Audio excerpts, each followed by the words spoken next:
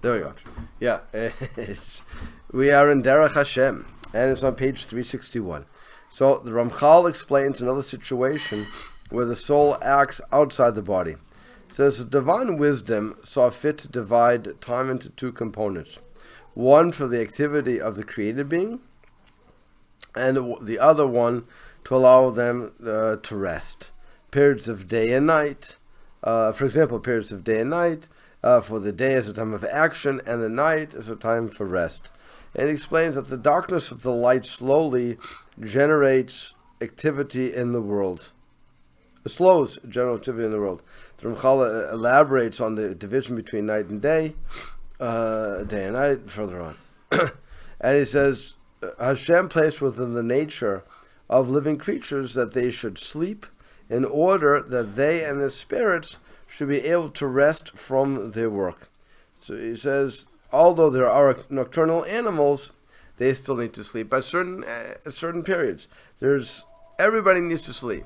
I don't think there's anything on this planet that doesn't need to sleep. Doesn't mean that they stop moving. I know a shark. They said when I was at the marina, that I remember hearing this when I was in yeshiva. I don't know if it's true or not, but the trainers of the sharks, they don't train sharks, but what they were doing with the sharks said sharks cannot sleep and they cannot stop movement, right. Otherwise they die. Yeah, they have to have water flowing over their gills. Right, but so does that mean that they don't sleep? I don't know. That would be the interesting question. Does a shark sleep even though it moves? I don't know that. I'm not going to go up behind one and tap it to see if it's... I wouldn't advise that. I ran over a sleeping carp once with a canoe.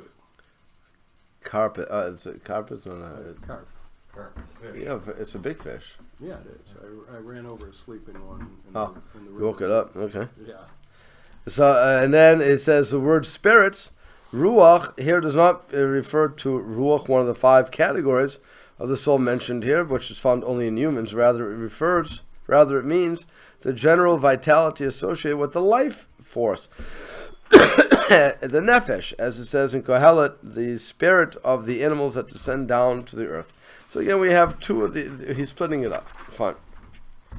During that time, strength is renewed in all of the creature's physical and spiritual elements, and they will return renewed in the morning for their service as they initially were. And he explains, as the verse says in Eicha, Limitations, they are renewed every morning. The Ramchal clearly teaches that the spirit also needs the refreshment of rest.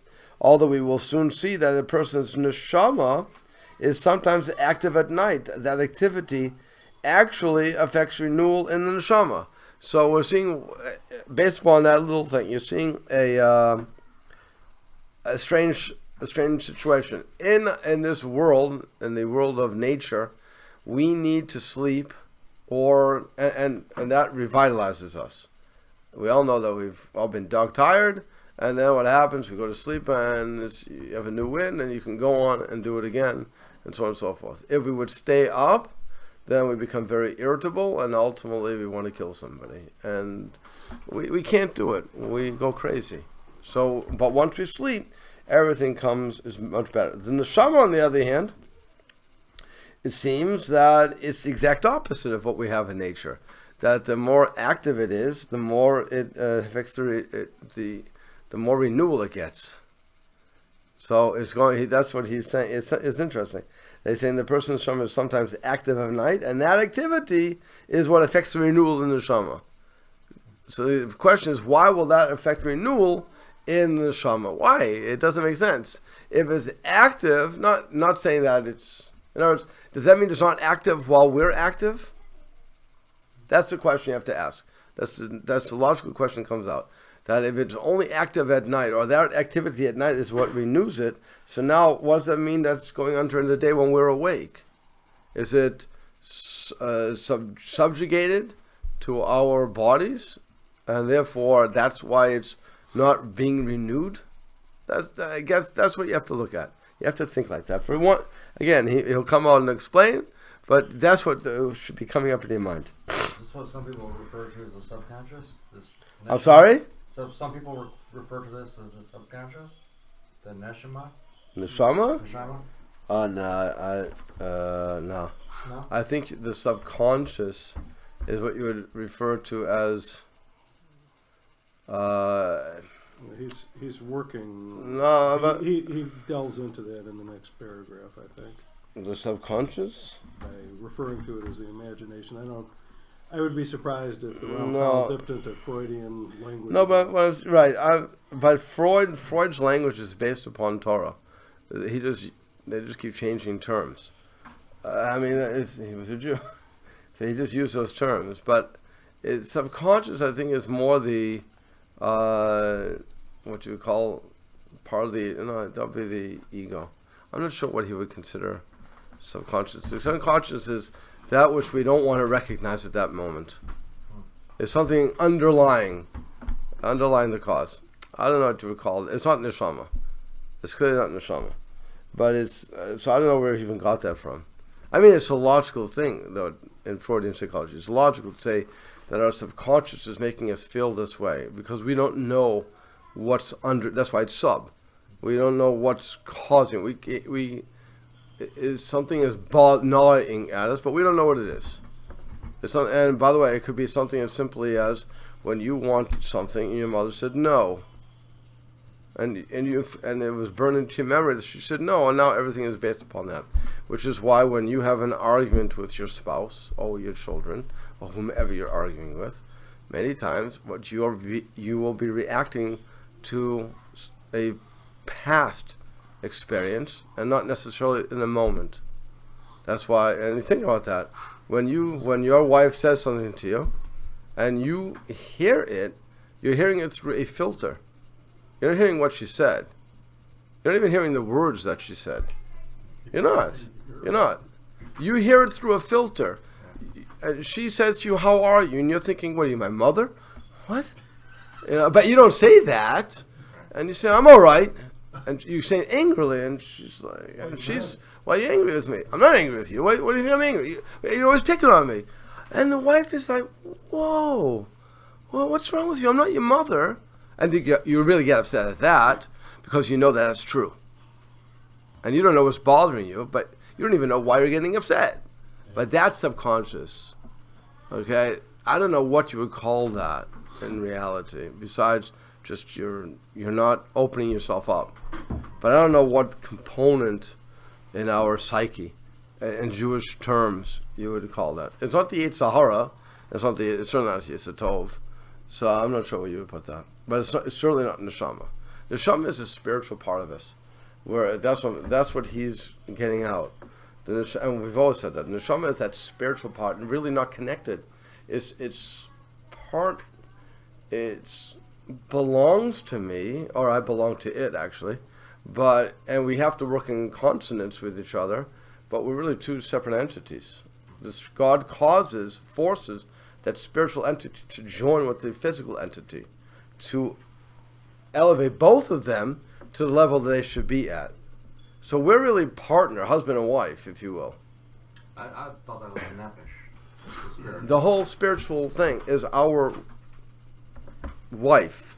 Yeah. We're the male component. Nefesh and neshama. You're not the only one. The nefesh is the life, the animal life force that we get. That's our inner life. The neshama is above that. Oh. The neshama is what makes us human. Everything has a nefesh. Oh. Every single living thing, everything, inanimate, even inanimate. No, I won't say inanimate. I'll just stick with every living thing has a nefesh, but it's only we that have the neshama. Oh. Okay, but it's like I said, it's nothing to do with what he was talking about. What he's talking is, when Freud or psychology is talking, you're looking at Yetzer Hara, Yetzer Tov, and they try to take those elements and try to put it into terms. And even they're wrong. If you look at what we define Yetzer Hara, Yetzer Tov, it's a very simplistic way of looking at the bad guy on your shoulder and the good guy, so it's the devil on the shoulder and the guy with the halo. It's simplistic. It's stupidity and it's simplistic, yeah. Freud, I don't think was informed by Torah as much as, because he was pretty secular. No. I want you to know something. And this is not to. I don't want to get so lost in this, but every Jew, I truly believe this. Certainly in those days, every Jew had some sort of connection, whether they liked it or not. Had some learning. They had some learning, and even if it's that which was in the house. Mm-hmm. And many things that we do and we talk about are just characteristics of our upbringing, and our parents didn't even know that they're instilling us with that concept of Judaism. Freud was much stranger. I'm not going to argue. It would be hard for me. I'm not a Freudian. I don't really care about him, but it's. But I think the Ramchal further on here addresses what you would call the subconscious. Okay, let's see. So now he says, Ramchal describes what happens to a person during his sleeping hours. While a person sleeps, his faculties rest. His feelings are inactive. His intellect is also relaxed and inactive. And he says, the Ramchal wrote above, that a person's feelings and intellect are products of his life force nefesh. So that's what I was just saying. Everybody has it. Anyway you want it. The Ramchal states here that when a person is asleep, these activities of his nefesh cease to be active. And now it continues. Only the imagination is continually at work. And he explains that Ramchal also stated above that imagination is a product of the person's life force nefesh. This function of the nefesh remains active even during sleep. Rav Chaim Friedlander explains that during the day, a person's imagination is controlled by his intellect. But when a person is asleep, his imagination works through his subconscious, independent of his intellect, which is now inactive. That's what you're talking about? Yeah, because imagination, subconscious, is things that you don't necessarily control. They're just, put it in computer terms, it's a background program. It's always running. It's interesting because we say that a person can control and does control their imagination even when they're asleep. There's controls. There are controls, and we can. And I'll give you an example. One cannot. I should say not you. If one has never kissed a girl, one cannot. Being a male chauvinist, okay. Male kissing a girl. But if one has never kissed another one of these species, then one will not be able to understand what the kiss is, even in the dream. They may kiss in the dream, but there will be no feeling for it, as compared to the person who kisses, understands what they're doing. Their imagination now can take away with them, and so on and so forth. A person can not fly. Well, no, you can fly. We can fly. We can do certain things like that, but we can't do certain things that we've never experienced it. I couldn't fall off a bed in my dream. Wake up before I hit the ground. Well, you fall off the cliff. Fall off the cliff, and then you wake up. I've heard some people say that if you don't wake up before you hit the ground, you die. How do they know? They don't know. I don't know. They don't know that. But it's not so. Oh, did you actually hit the ground? You die in the dream, or you die in real life? No, I've had more than enough patients who fall out of bed and don't wake up until they hit the ground or until they find themselves in the ambulance taking them. What the statement is, if you dream and you dream falling off the cliff, and they say if you hit the ground in the in the dream, that's when you die. And by the way, the only reason you would die, if it's true, I don't know how they prove it one or another. The only reason one would die is because you have a heart attack. It's not because you hit the ground. It's because your body has said, "Oh, it's not too much." If you're frightened enough, right? If you're frightened enough, then you're gonna die. But like I said, the imagination is a strange thing. I can only imagine what I have some experience of. That's why when it comes to, Superman, that's our experience of flying, if you will. We know what it's supposed to be like. At least in the old days we did. Now they just do whatever they do. I've had a dream where I was pushing off gravity like this. Okay, there you go. There you go. Yeah. You know where you get to flying from, by the way? You know how you know of flying? Does anybody swim underwater? Yeah. That's your flying. Right. because you're defying in your gravity. Well, in your mind you are anyway. When you go underwater and you're swimming and you can just keep going, well, there's a ground below you and there's a sky above you. So that's our imagination of how we're flying. And now couple that with Superman, and he's the only one who can fly, right? Superman, and you can now fly. You may have a cape with you. You may have whatever you're going to do, or you may figure out, if I run, whatever, however you're going to do that. But our ability to fly, and all these dream psychologists are going to be yelling at me, but is because we swim. Anybody and now if a person never did any of those things, I would question if they could have a dream where in which they could fly. I don't think they could. That's my personal opinion. Again, I have no way to back that up. Just like they don't have any way to back up if I hit the ground, I'm going to die. I don't think they do. Okay, so let's continue.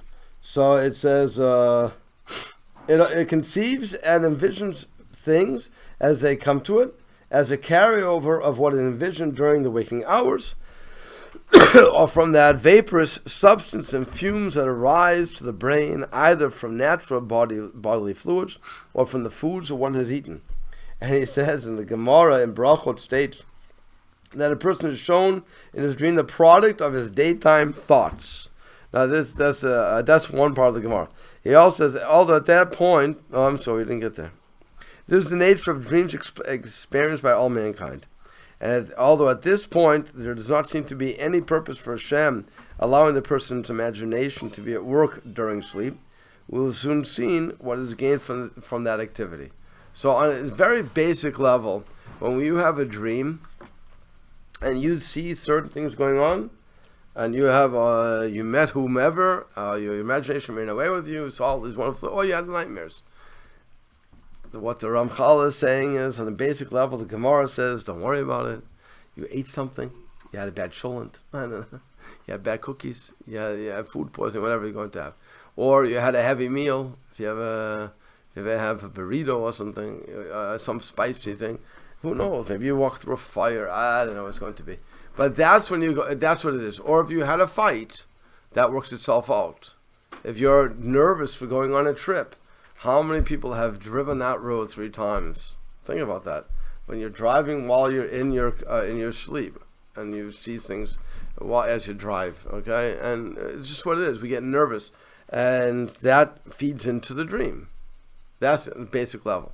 By the way, I give everybody fair warning that the Talmud also says that if you have a bad dream, don't tell anybody about it. A letter that is undelivered is not read, and will not come to happen. If you tell people what the bad dream is, what your dream was, and they interpret it badly, that has a power. It could have potentially a power of making it come true. So just be wary of that. And so if you win the $1 million, be sure to tell me. I'll give you a bracha. But whatever the case is. But really, dreams for the most part are fallacious, and just our imaginations letting us have our time with it, and we tell our bosses off. I wouldn't advise telling your boss off in reality. It's not going to work out that well. Okay? Whatever, or telling off whomever, whatever. Or telling off your wife, certainly don't try this at home. Okay? But that's what is going on there. Okay, so now the Ramchal now explains another possible source of dreams based upon his discussion about this person's soul. So Hashem further established that this upper soul to which we have referred to, and that's now, he explains, the neshama of man, which advances beyond his life force nefesh. As the Ramchal stated above, the human soul is divided into 5 categories, for the nefesh up to yechida. So that one to which referred should be able to partially disengage itself during that time of sleep from its linkage to the body, and certain elements within it, those elements that reach down to the ruach, and that's the highest 4 categories, yechida, ichaya, neshama, and ruach, and that will be able to arise and disengage themselves from the body.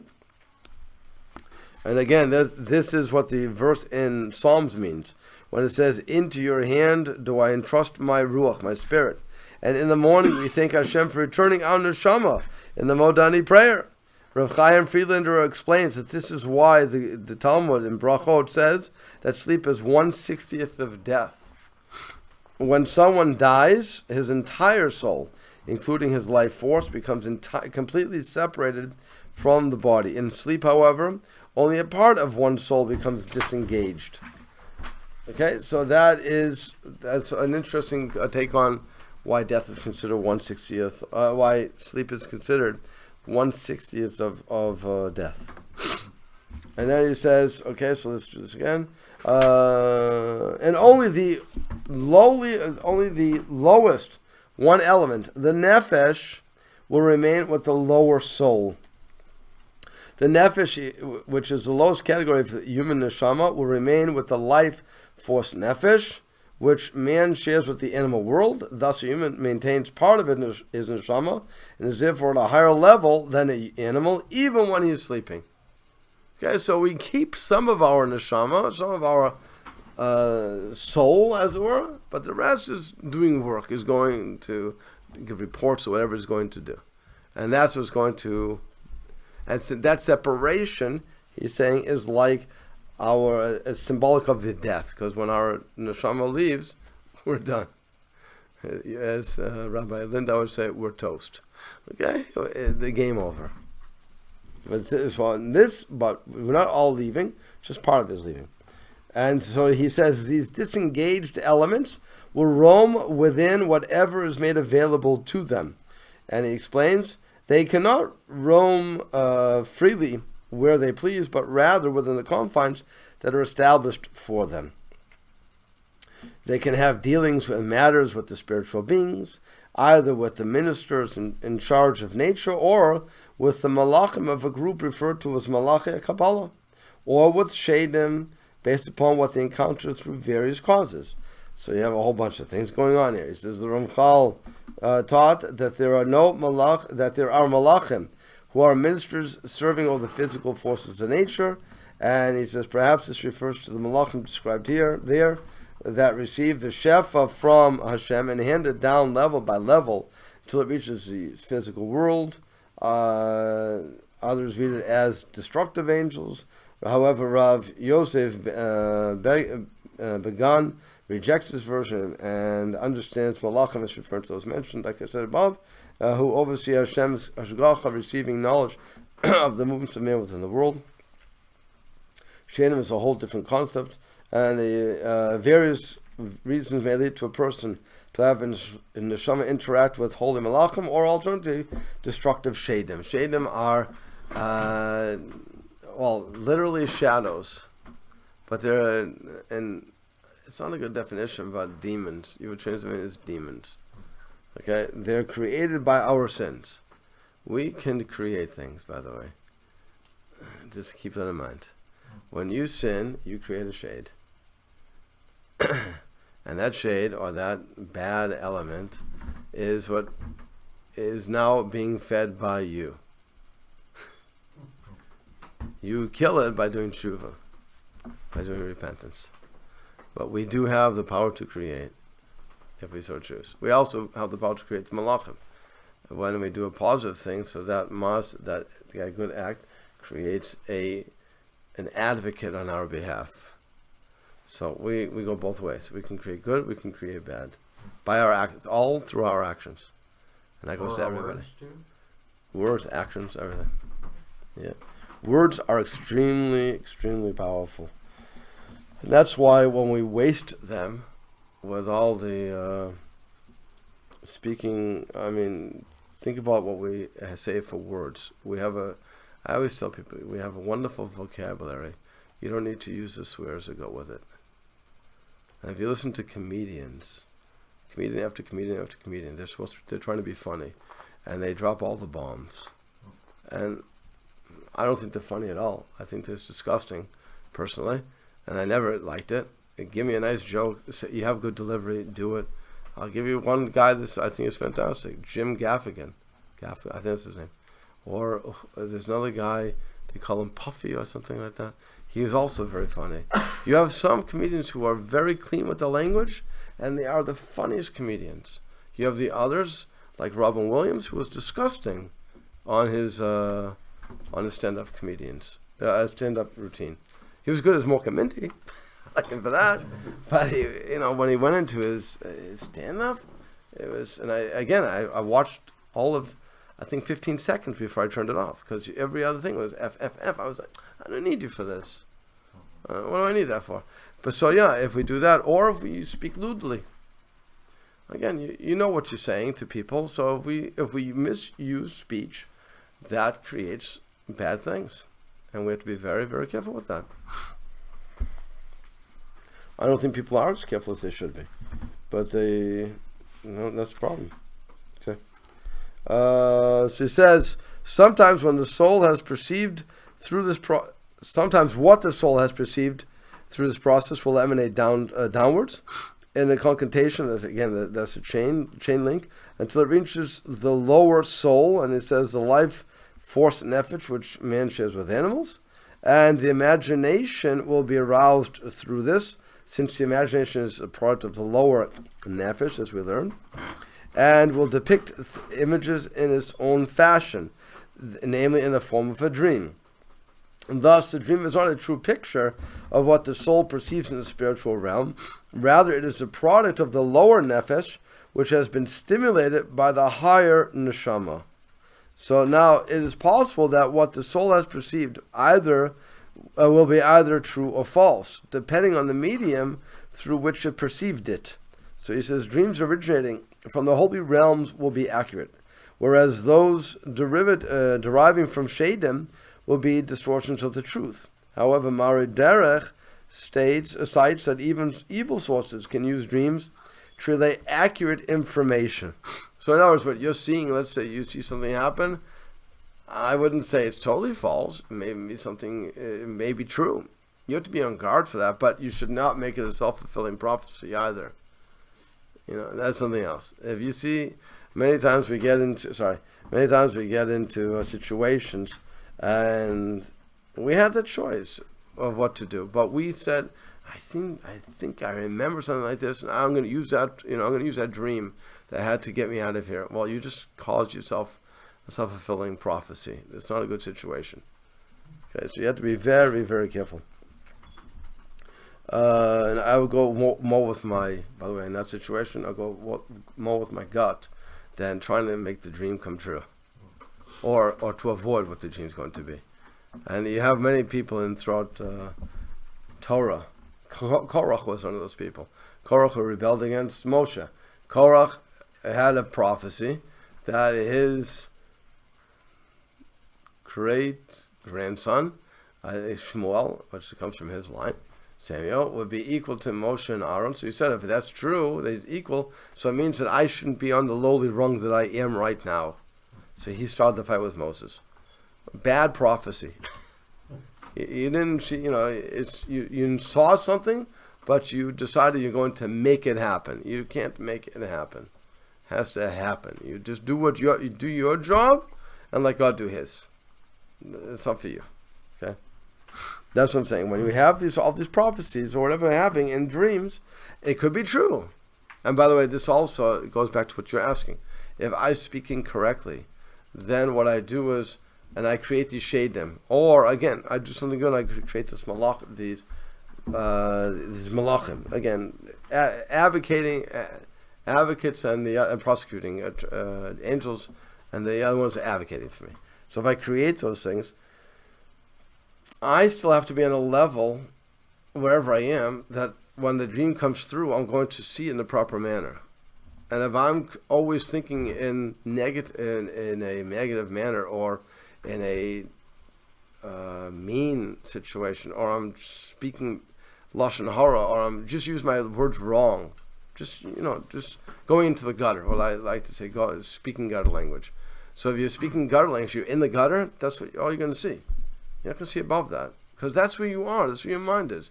Your mind is your filter. Like I said in the beginning, it's what you're filtering through. So if I really have the filter, and my filter is, gutter language, then I could have gold. I'm not going to see it. I'm not going to recognize it as gold. That's all. And that's what he's saying.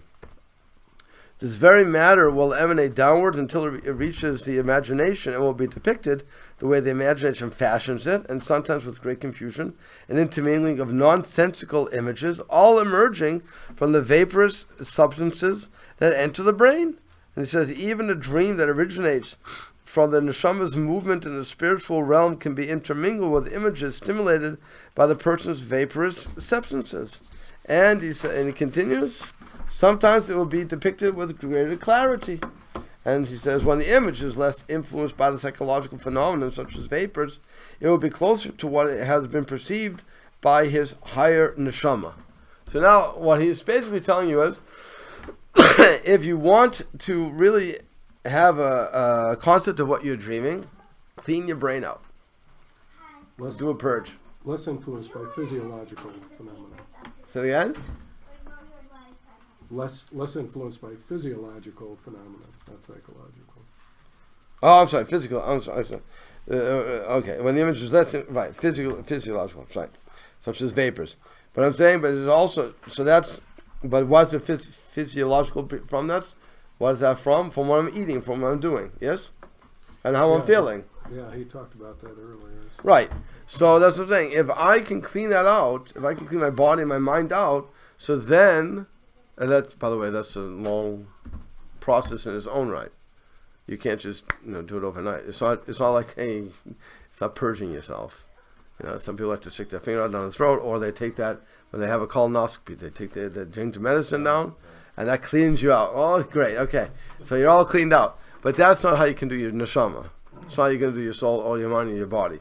That's a long process where we have to really work on ourselves to get rid of that. That's why, it's, an example would be a smoker.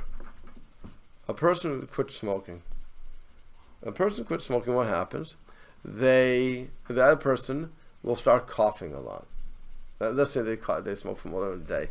They're smoking for 20 years. The lungs are with tar. The cilia are not moving. Nothing's happening. It's dead down there basically, and they keep smoking and it's all good. And they never cough because there's nothing there to move the stuff around. So there's no coughing. They suddenly go to the doctor, and the doctor says, you need to stop smoking, you have to lose 30 pounds. And the guy says, I'm going to turn over a new leaf, I'm going to stop, I'm going to do it. He cuts out the ring dings, he cuts out all the donuts, he eats the Krispy Kreme alone, and he throws his cigarettes out. Great. And he's serious, he's really serious about it. And what happens is, okay, he can put up with the desire for Krispy Kreme, but suddenly he starts to choke. More than he ever did before. I was better off when I was smoking. I wasn't feeling that. I feel like garbage. What's going on? Your cilia, as they explain, the hairs in your lungs or whatever, is cilia. Is it hair in the lung? Am I saying right? That would be in your upper respiratory tract. That's the cilia, though. There's some, in the upper respiratory tract. In the lungs, it's the alveoli, the little sacs. Okay, whatever. Something is moving, and is causing this stuff to cause up. That's really good. It's really a good thing that's happening, according to what I learned in 8th grade science. Okay, well, unless if they change the science, then it's wrong. Fine, but from what I remember my 8th grade science class, they were trying to tell us that's good. And now what happens is it's moving. You're getting rid of all this stuff, and it takes a good amount of time. I think it takes probably 2 years to get everything to be working better. And ultimately, I think 5 years is totally clean, they said. Again, that could also be wrong, but who knows? I'm just going what I remember. Okay, I don't know if does the lung ever become clean again? Totally depends pure? on what's in it. Yeah? Yeah, some of the stuff will come off, but minerals, inhaled particles, things like that won't. Okay. That's how you get asbestosis. That's what? That's how you get asbestosis. There are some things that just get jammed in there and don't ever come out. Okay, there you go. Well, that's like sin. And Sometimes you can't get rid of it. I saw a great headline, a 112-year-old woman who smokes a pack and a half a day. Right, yeah. So, Yeah, that's what, they love those things. The anti-smoking people love those articles. But the point is... So she'd live to 120 if she were only smoking a pack a day. Right, okay. Well, she's still alive. She didn't die. She's still alive, right. I was saying she didn't die yet. So she's going to die young. There you go. But that's what's going on. It takes a long time. The point is, it takes a long time. It doesn't take overnight. It's not like taking a shower. Good. And it's okay. So now let's go on.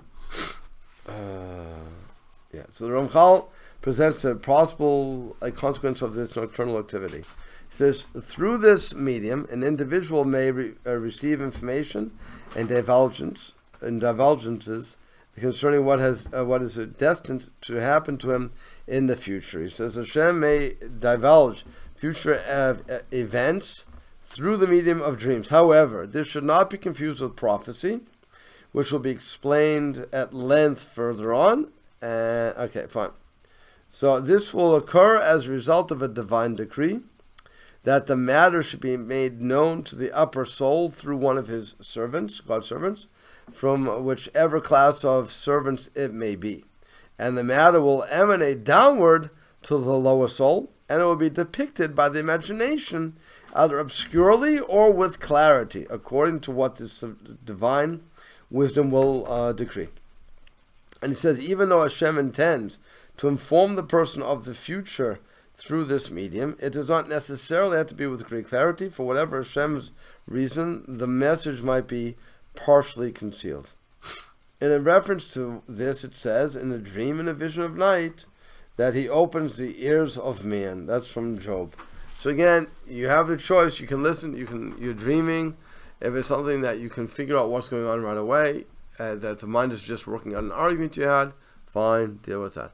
If it's something that's strange, out of the ordinary, I would put a little of effort into it to try to figure out, did I see this on TV? Or, what's going on? Why did I dream suddenly of that?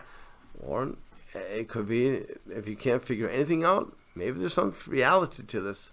And you should be on guard. Again, I wouldn't make it a self-fulfilling prophecy, but you should just be aware that Hashem could be giving you a little bit of prophecy to say, make a right instead of a left this time. Yeah. It's just something you should keep in mind. Yeah, what are you going to say? Nothing. I was just reflecting on the statement. If it weren't for flashbacks, I'd have no memories at all. Okay. You have such good lines. Okay. The Ramchal summarizes what he taught us about dreams.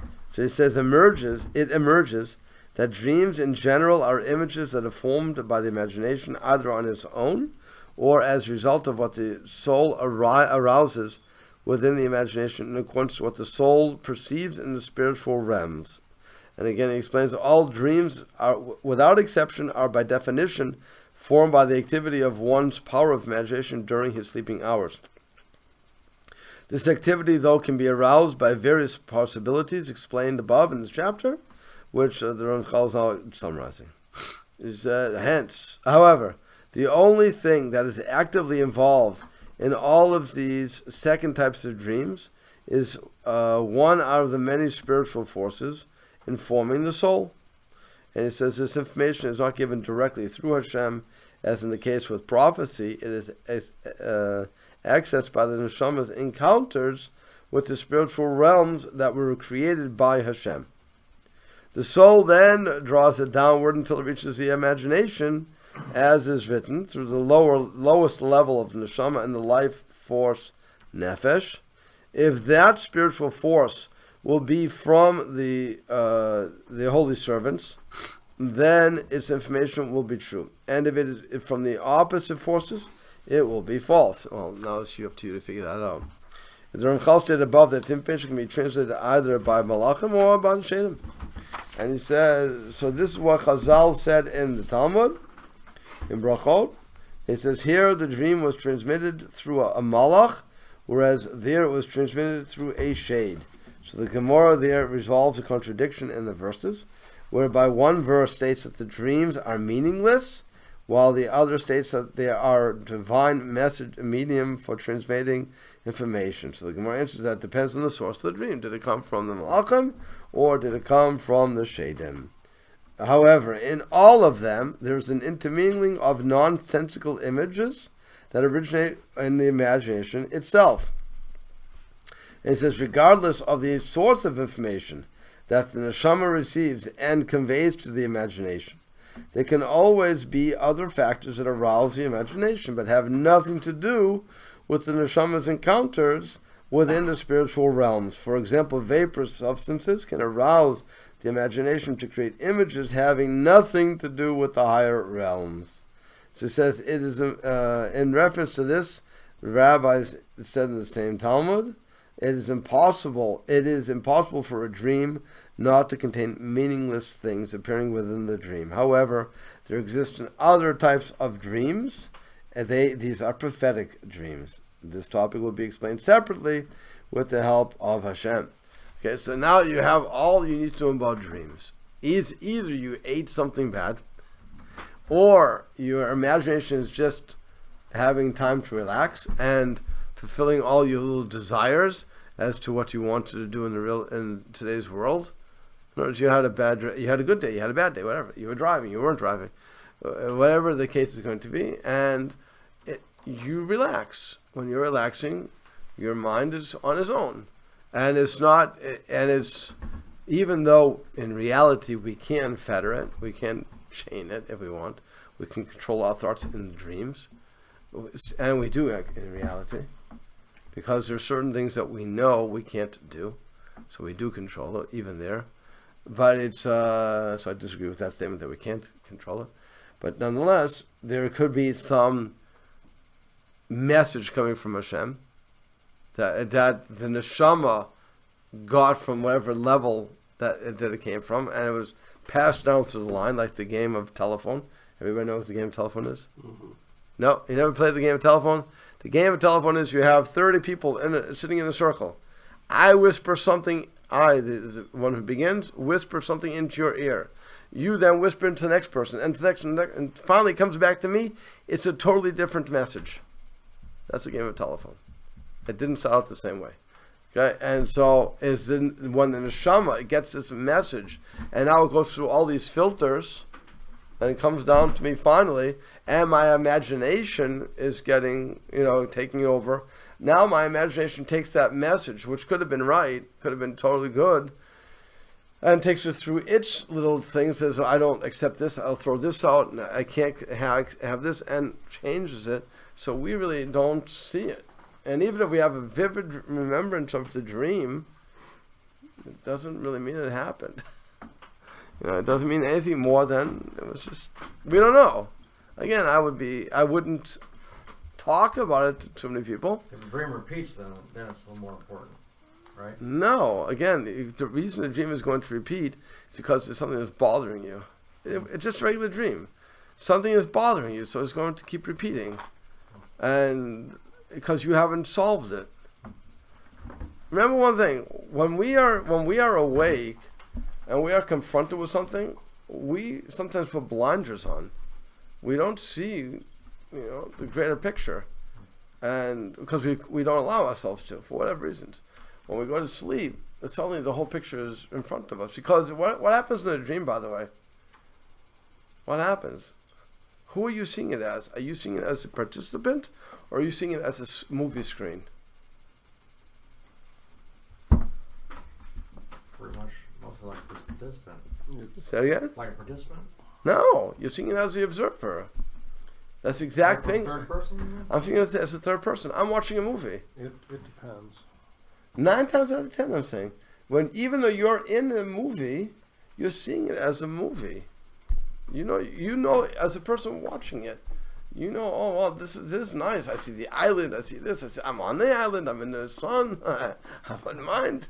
But, you're not really part of that. And that's why you can move away. That's why when our dreams change midstream, I'm sure we all have experienced this. I can't be the only guy in the room that has experienced that. You're dreaming one thing, next thing you know, you're in another place. Well, how did I jump? Because your imagination allows you to jump. And we finished with that. We resolved this problem. Let's go on to the next problem. And you're just relax, because your mind is relaxed. So long as you're relaxed. When you repeat it, it could be that it's important. It could be.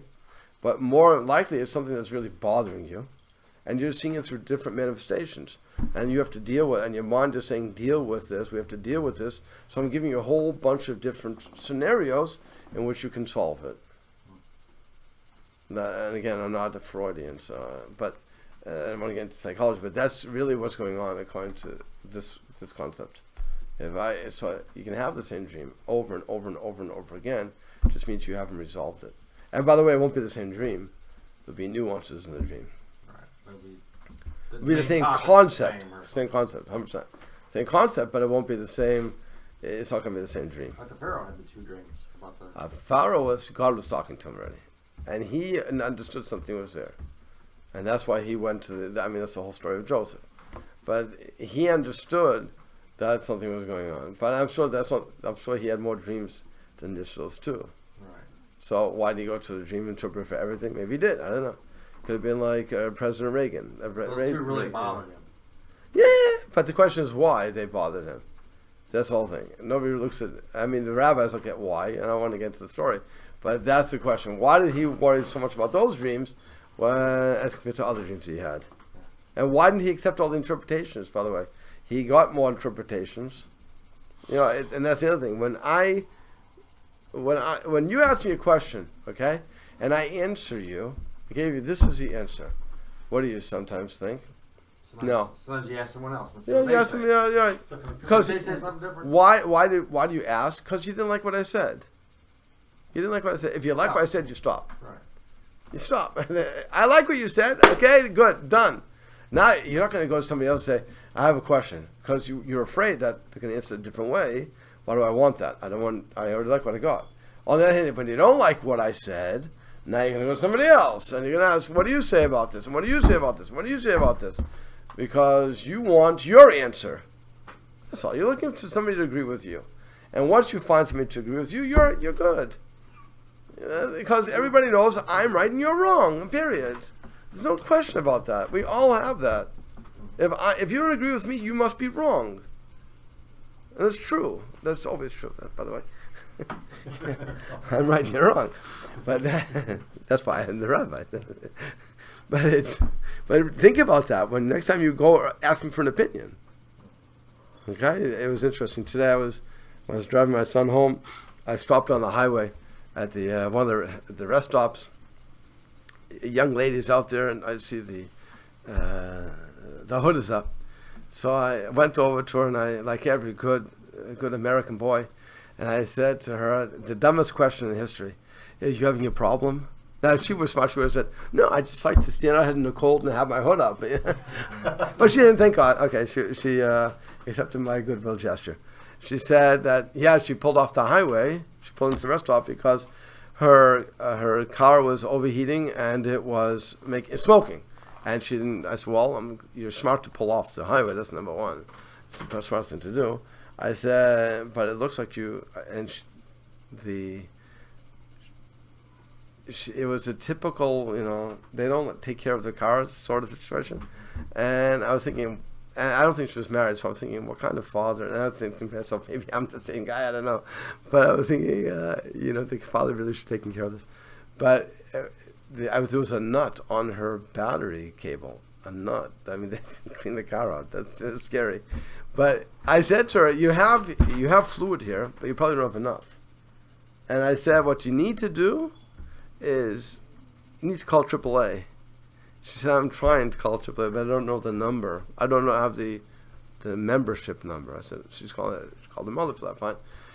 I said, okay, but if you have a choice of what you can do here. I said, if there's a garage right here, and there wasn't a garage, and when I passed it, I saw there wasn't a garage. So what you do is you get some antifreeze. But you get them to take the cover off because it's going to blow up in your face. Get them to take the cover off. I want to say be a woman about it, but I don't want to get yelled at. But and then I said, but you don't tighten the cover.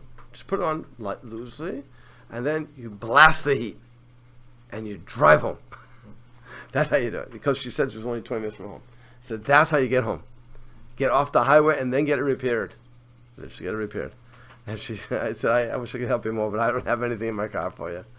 So she said, no, you helped a lot. Oh, okay, fine.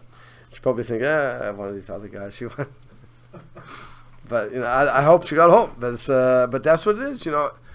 I look at it and I have my interpretation of what it is, and it's maybe I'm right, maybe I'm wrong. I don't know. My advice to her was, if they don't have my other part, which I hope she took me seriously of, if there's no mechanic there, and there wasn't, then the AA will tow you off the highway. They'll tell you off the highway. You don't. Why should you drive the car? You'll ruin it.